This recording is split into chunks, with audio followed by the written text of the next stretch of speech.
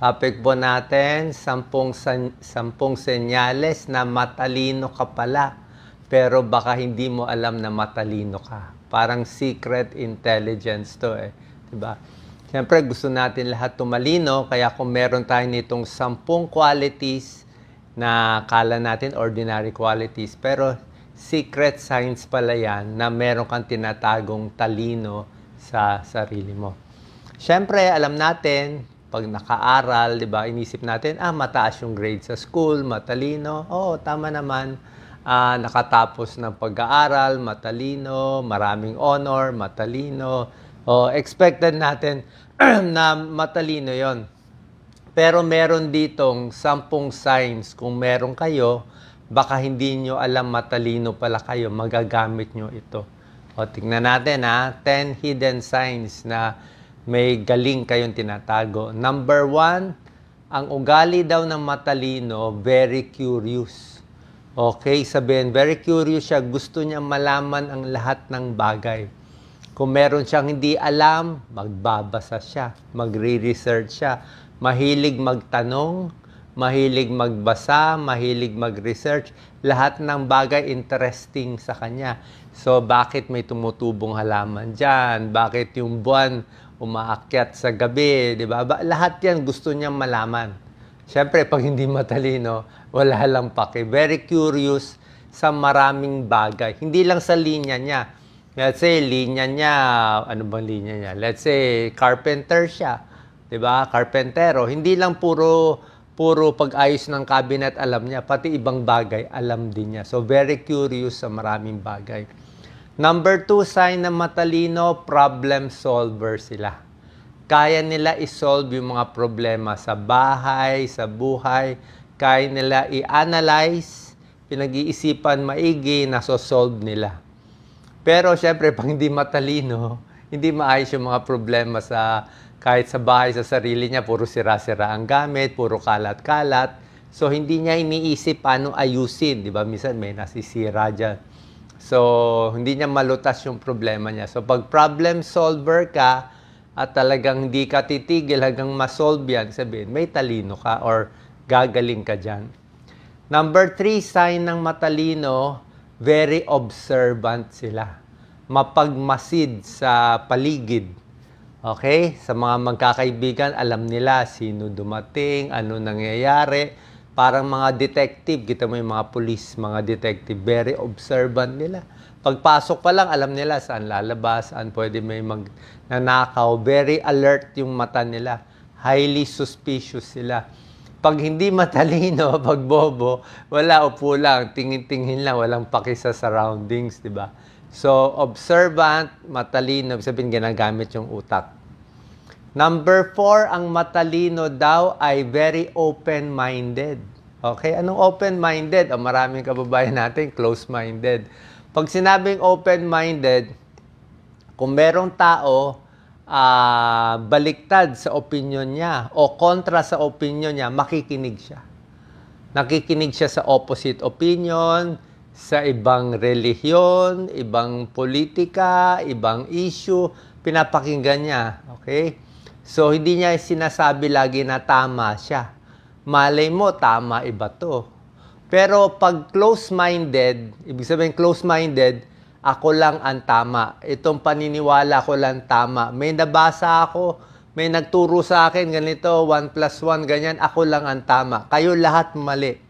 Kayong lahat mapupunta sa impyerno. Ako lang po mapupunta sa langit. Pag ganong close-minded, yan ang tinatawag na Dunning-Kruger effect. Ang Dunning-Kruger effect, ibig sabihin, yung taong hindi matalino, mas pinipilit nila tama sila, na hindi sila nagkakamali. Pero yung pinakamatatalino, isip nila, hindi natin alam lahat. Para sila Albert Einstein, yung mga genius, sasabihin nila, hindi nila alam lahat.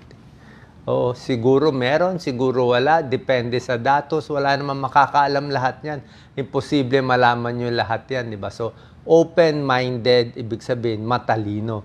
Alam niya may tama, may mali. Alam niya nagbabago ang opinion. So, wag tayo close-minded, ha? Lalo na sa nagko-comment na, alam ko yan, tama ako, mali ka, salbahe ka, ganito. Wala yon, shortcut yun eh. Wala naman shortcut sa buhay. Number 5, sign ng matalino, humility. Mapagkumbaba. Okay? Ang matalino, kaya niya sabihin, hindi ko alam. Pag tinanong mo ako, let's say, anong gagawin natin dito sa malaking issue? Hindi ko pa alam yan. Aaralin ko muna yan. Hindi ko naman linya yan. So, pwede niya sabihin, hindi ko alam. Pero yung hindi matalino, sasabihin niya, alam ko na lahat yan. O, kahit hindi niya alam, mag-iimbento na lang siya. Yung mga may Alzheimer's, mga ulyanin, nag-iimbento na lang ng kwento yun.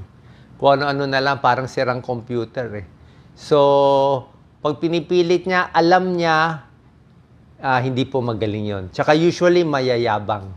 Yung hindi matalino, mayabang. Dinadaan na lang sa lakas ng dating. Sa forma na lang shortcut, di ba? Ba't mo paaralin, popormahan mo na lang, mukhang may alam ka rin naman di ba? So, mas humble, mas matalino. Number 6, very adaptable ang matalino. Isabihin, flexible sila. Kaya nila mag-adjust sa sitwasyon. Let's say, may nangyari o biglang may problema sa bahay, may pagbabago sa pamilya, natanggal sa trabaho, nalipat sa school, kaya nila mag-adjust. Nakaka-adjust sila. Mahirap mag-adjust kaya rin nila mag-abroad. I think yung mga overseas worker natin, karamihan doon para maka-adjust ka, makatrabaho ka ng 10 years sa ibang bansa, bagong kultura, matalino ka dapat doon.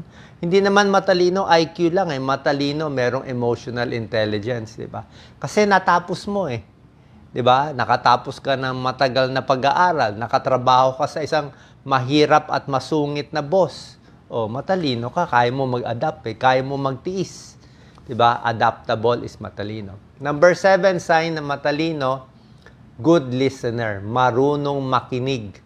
Very obvious naman. Yung mga hindi matalino, hindi yan nakikinig.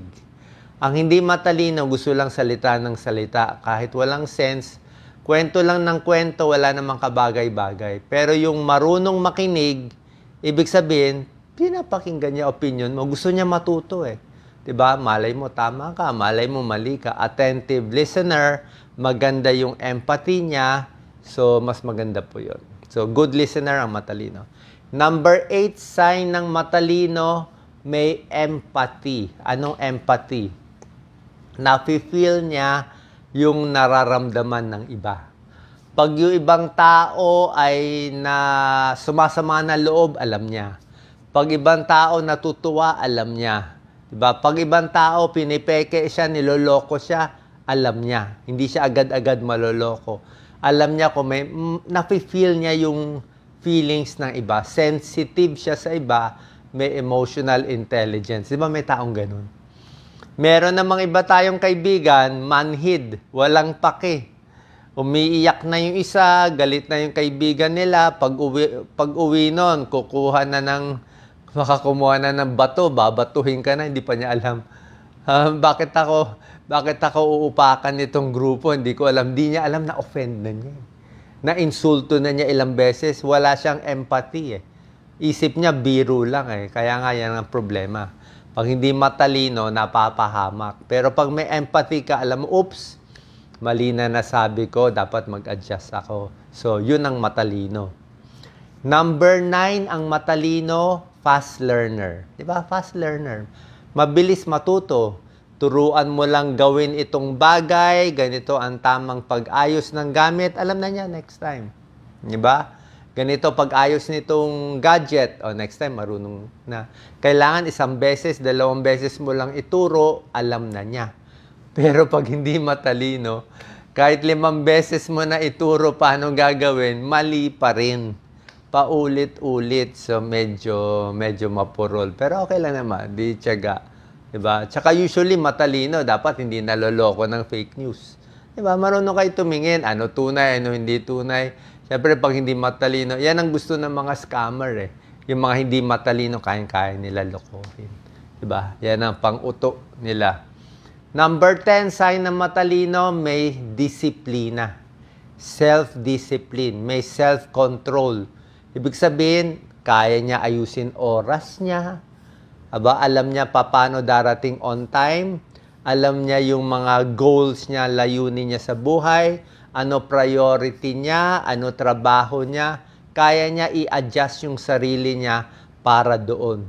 Pero pag yung kausap mo, hindi alam yung oras, laging nawawala, mali-mali ang goal, mahirap yun. Hindi siya matalino. Dapat may disiplina sa katawan, may disiplina sa pagkain, may disiplina sa pag-uusap, hindi yung bigla-bigla na lang naninigaw, nagwawala. Ibang usapan yon, may mental health problem yon. Baka may anger issues yon. Oo. Actually, mga masasamang tao, iba matatalino din eh. Pero ang point ko lang, dapat may self-discipline, mas matalino, kahit sa health, sa pagkain, hindi yung kain ng kain, alam mo na nga mali, alam mo na hindi maganda sa kalusugan mo, kain pa rin ng kain, di ba? So, itong 10 signs ng matalino. At syempre, tulad na sinabi ko nga, hindi ko pala ata nabanggit dito yung mga chismis, di ba? Ang matalino, usually, alam niya yung chismis, alam niya issues, pero hindi lang paulit-ulit na chismis. Di ba? Meron niyang kasabihan eh, small minds talk about people. Yung hindi daw matalino, puro chismis lang ang alam. Tapos, average minds, yung average na utak, talk about events. Ano mga issue sa gobyerno, sa paligid, yun ang average. Pero, intelligent minds, yung pinakamatalino, talk about ideas. Gusto niya yung mga ideas, mga philosophical na mga issues. Diba? Tungkol sa mundo, paano natin papagandahin, diba? Ano ba nangyayari sa kalikasan, yung mga bagay na yan, pang matalino, pang long term. Okay? So, bawas tayo sa chismis. Meron tayo konting tips paano tumalino, di ba? Sa pagkain, syempre, isda, nakakatulong tumalino. Fish oil. Fish oil supplement, mga isda, omega-3, pampaluwag ng ugat natin sa utak. Basta maganda daloy ng dugo sa utak, mas matalino. Basta hindi ka ma-stroke, di ba? Fish oil, hindi puro mantika, nagbabara yung mga ugat natin sa utak para hindi masira yung natitirang talino natin. Alak, bawas sa alak. Sobrang alak, nakakabobo yun, di ba? Sobrang alak. Droga, nakakabobo din, nakakahina ng utak. So, mani, pwede rin. Healthy ang mani, pampatalino. Kape, pwede naman ang kape, mga 2 tasa. Kung di ka naman nagpapalpitate, okay naman ang coffee. Pero short-term memory may tulong din.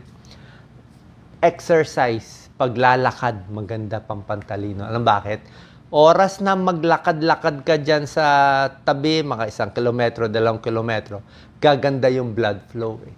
Gaganda yung daloy ng dugo, hindi lang sa paa, hindi lang sa puso, pati sa utak. Kaya minsan pag naglalakad-lakad ka, biglang nakakaisip ka eh. Gumaganda yung daloy ng dugo. Yung utak, poprotektahan, huwag magpapasuntok.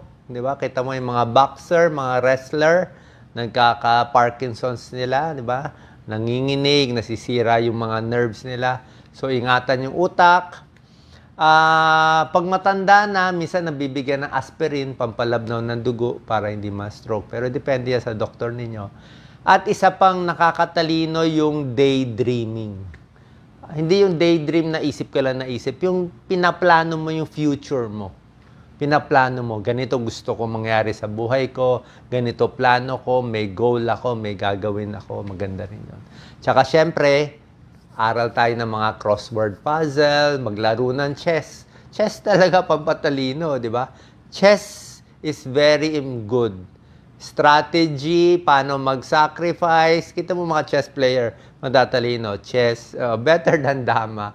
Basta yung mga games, tsaka wag lagi gumamit ng calculator. Dapat marunong ka rin mag-compute, di ba? Marunong mag-compute, marunong magsulat, di ba? Maayos, organize, yun ang matalino. So kung hindi tayo matalino dati, subukan natin itong mga tips na to. Curious, problem solver, observant, open-minded, humble, mahilig makinig, may empathy, mabilis matuto, at may self-discipline.